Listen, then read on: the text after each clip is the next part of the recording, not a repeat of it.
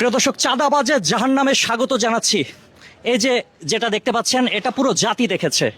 এটা নিয়ে আসলে কিছু বলার নেই। এবং আশেপাশে কথা বললাম, একটা মানুষও দেখে নাই।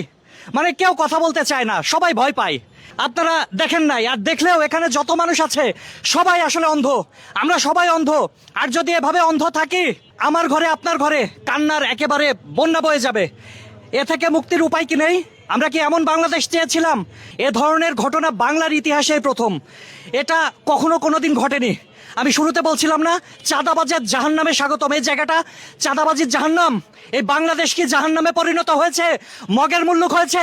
মানে চাঁদা দেন ভাই, চাঁদা দেন, আর আপনি দিয়ে দিবেন। মানে আমাদের হাত নাই, আমাদের প্রতিবাদ করার ভাষা নাই। এগুলা কি?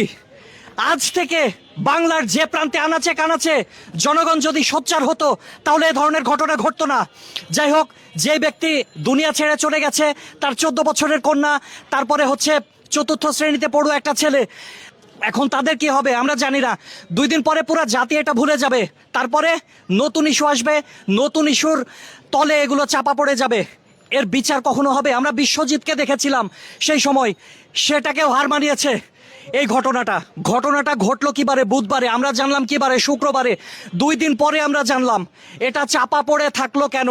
ফেসবুকে ভাইরাল হলো, তারপরে মানুষ এটা নিয়ে সোচ্চার হলো। তার আগ পর্যন্ত কেউ সোচ্চার হয়নি। আশেপাশে অসংখ্য মানুষের সাথে কথা বলেছি, কেউ দেখে নাই। এতগুলো দোকানপাট আছে, কেউ কি দেখে নাই? প্রত্যেকে অন্ধ। তার মানে কি আমরা ভীতু, আমরা ভয় পাই?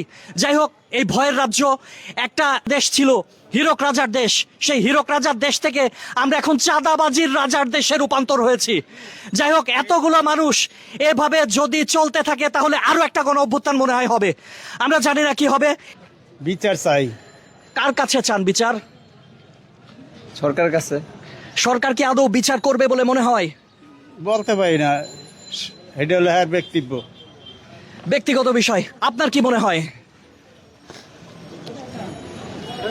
বিচার এটা তো চাই, সবাই বিচার চায়।